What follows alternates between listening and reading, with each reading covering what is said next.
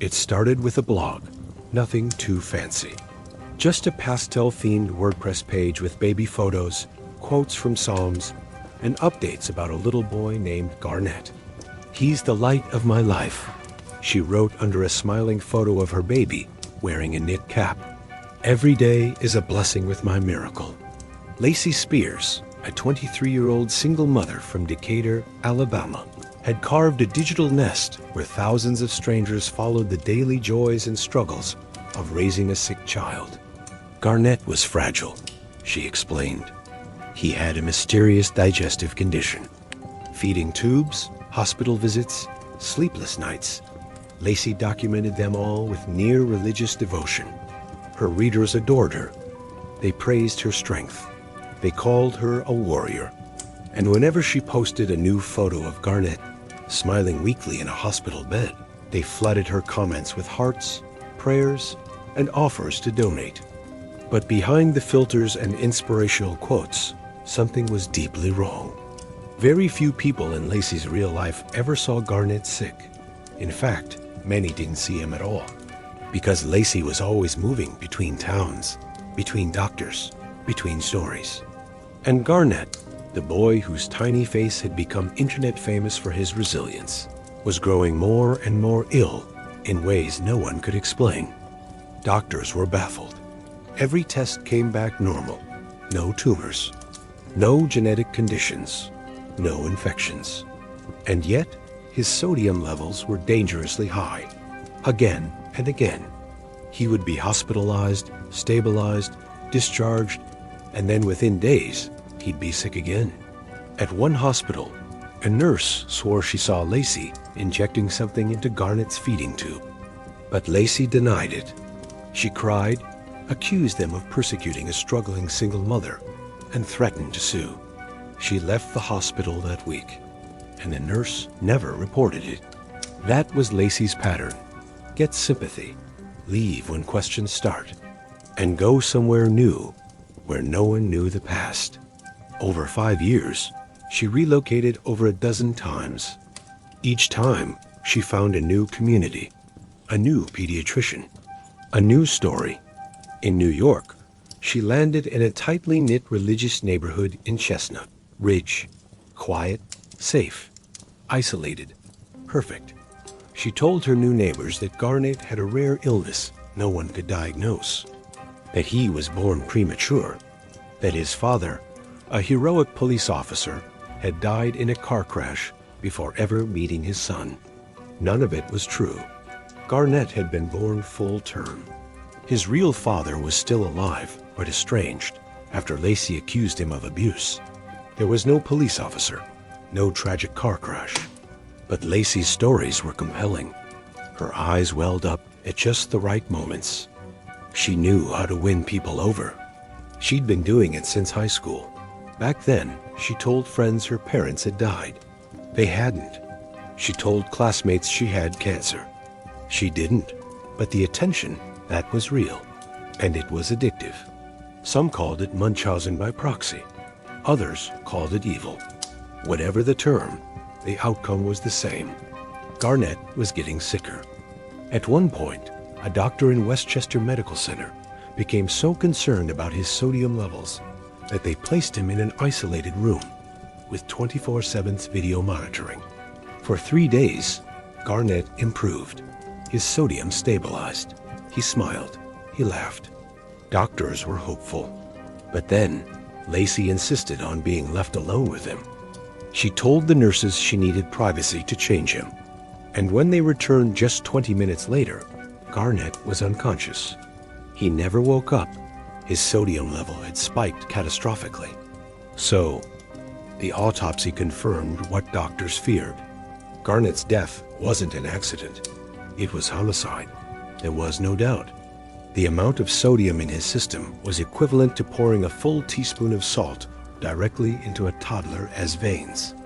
And the only possible method of administration? His feeding tube, the one only Lacey touched. Prosecutors moved quickly.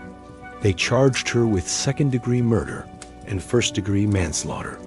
But what shocked everyone wasn't just the crime, it was how perfectly crafted the illusion had been. Lacey wasn't the chaotic, disorganized kind of criminal. She was meticulous, calculated, chillingly consistent. For years, she'd used social media as both a mask and a weapon. Her Facebook was filled with prayer requests. Her blog chronicled Garnett's brave battle. And every post made her seem like the ultimate mother, selfless, devoted, endlessly loving. She'd even published an open letter to the love of her life in heaven, days after his death. It was poetic, beautiful even, until you realized she'd written it after killing him. And it wasn't just strangers who were fooled. Her own friends, neighbors, even the pediatricians who had treated Garnett for years, none of them suspected her. Some even defended her after the arrest. She loved that boy, they said. She would never hurt him. But the evidence told another story. Surveillance footage from the hospital showed Lacey entering Garnett's room alone minutes before his final sodium spike. Forensic experts confirmed the tube had traces of salt. Her internet searches were damning. And then came the worst part. Investigators discovered she had recorded videos of Garnett in pain. Silent clips on her phone, showing him crying, gasping, clenching his tiny fists. She had saved them, dated them, organized them, as if they were keepsakes. That's when the motive became clearer. This wasn't just about attention. It was about control, about validation, about being seen as the ultimate martyr. Lacey didn't just want sympathy, she wanted to be worshipped, and Garnett's suffering was her ticket. Psychologists later testified that she exhibited traits consistent with Munchausen-Schee syndrome by proxy, a rare and disturbing condition where a caregiver deliberately makes another person sick to gain sympathy or attention. But whether it had a label or not, the impact was the same. Garnett was dead, and the person who had sworn to protect him had taken his life. The trial began in 2015. It was one of the most closely watched cases in New York that year. The courtroom was packed. Journalists, bloggers, true crime podcasters. Everyone wanted to understand how a smiling, seemingly perfect mother could commit such an unspeakable act. The prosecution laid out the timeline, the fake illnesses, the moving from state to state, the forged medical records, the endless social media posts, and finally, the fatal dose. The defense tried to argue that Garnett's death was a tragic accident, that he'd gotten into something unsupervised, that Lacey was just a grieving mother caught in a nightmare. But the jury didn't buy it. After just 3 days of deliberation, they found her guilty of murder. The judge called it one of the most disturbing cases he had ever seen. This was not a momentary lapse, he said. It was a series of calculated choices over years that ended in a child's death. Lacey Spears was sentenced to 20 years to life in prison. But even in sentencing, she showed no remorse. She cried, yes, but not for Garnett, for herself, for being caught, for the life she lost, not the one she took. And perhaps the most haunting part is this. Even now, years later, some of her blog posts are still floating around online, frozen in time. Comments from strangers still sitting there, unedited. You're an inspiration, Lacey. God bless you and your baby. Stay strong, Mama. You're doing everything right. They didn't know. They couldn't have known. That behind the screen was a carefully curated lie, a digital fairy tale written in real blood. And the boy at the center of it all, Garnett, the sweet, smiling child with a feeding tube and big brown eyes, was never sick. Until she made him sick. Until she made sure he wouldn't survive. Because in her twisted world, his pain was her power. And the more he suffered, the more they watched. The more they praised her. The more she mattered. After the trial, people began asking the questions that always come too late. Could this have been prevented? Were there signs everyone missed? The truth was even more uncomfortable. There weren't just signs, there were flashing red lights. But no one wanted to believe them. Teachers had noticed Garnett was often absent. Neighbors remembered how Lacey rarely let anyone babysit him, even for a few minutes. Doctors had filed concerns more than once, but because there was no hard evidence, the files were closed. And the internet? The internet only encouraged her. On Facebook, Lacey had built a following of thousands. She called them Garnett's Angels. She posted daily updates. When he cried, she posted photos. When he smiled, she posted videos. And every click, every like, every comment, it validated her. It rewarded her. It made her feel important. It made her feel loved. And when Garnett got sicker, the support grew. People sent money, gifts, letters. Some even offered to fly across the country just to help. But it wasn't about help.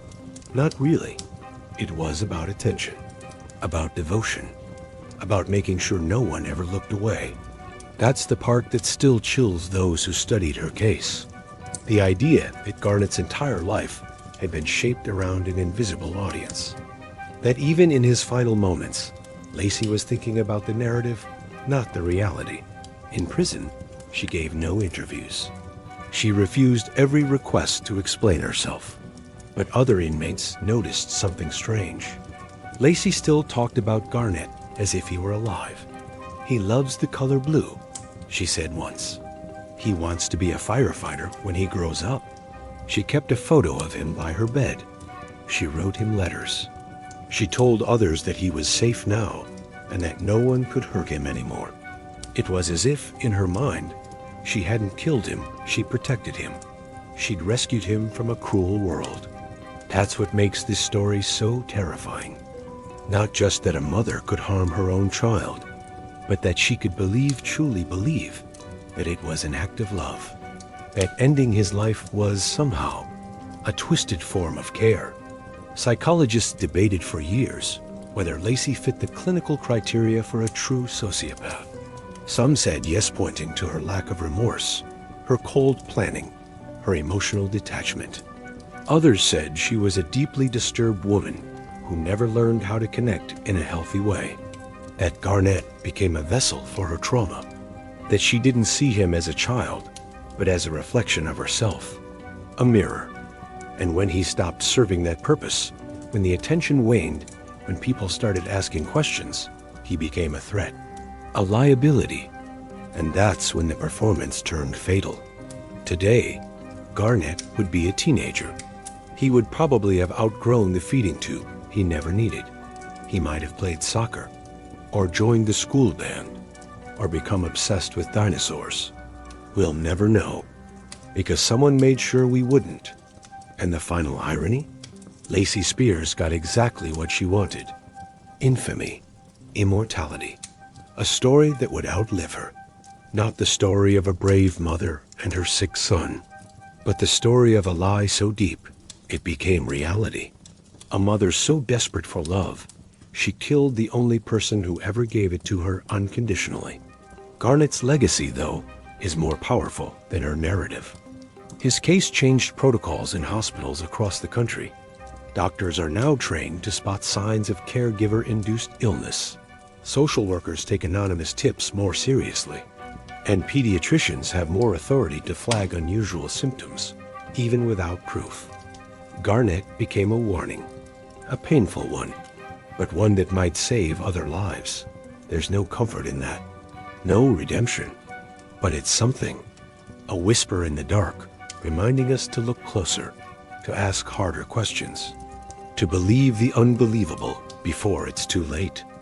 Years after Lacey Spears was locked away, people still visit Garnett's online memorial. The comments are quiet now, short, sober. "I think about you often. You deserved better. I'm so sorry, little one." And in between those messages, there are gaps-long spaces where no one writes anything, where the silence says more than words could. Because how do you talk about a tragedy that was so meticulously staged? How do you grieve a child who was never truly allowed to live for himself? Garnett was born into a story he didn't write. He became a character in someone else's fantasy. And when that story no longer served its purpose, it ended. Abruptly, permanently. But there's something Lacey never understood. Something that outlived her blogs, her posts, her lies. The truth.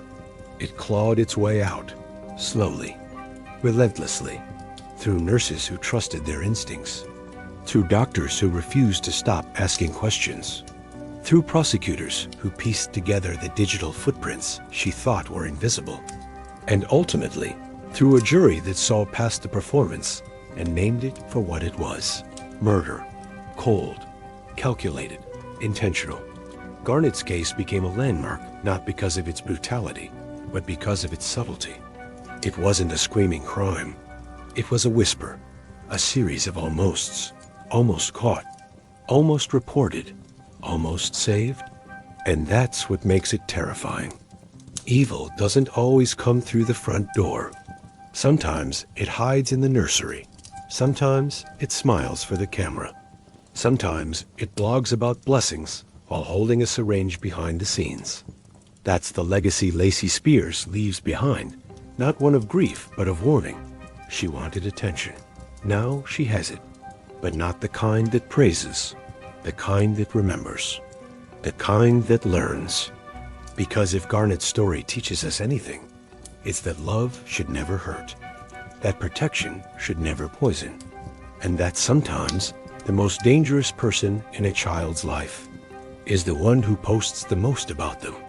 If you found this story disturbing, but important, there's another one I think you need to hear. It's right here.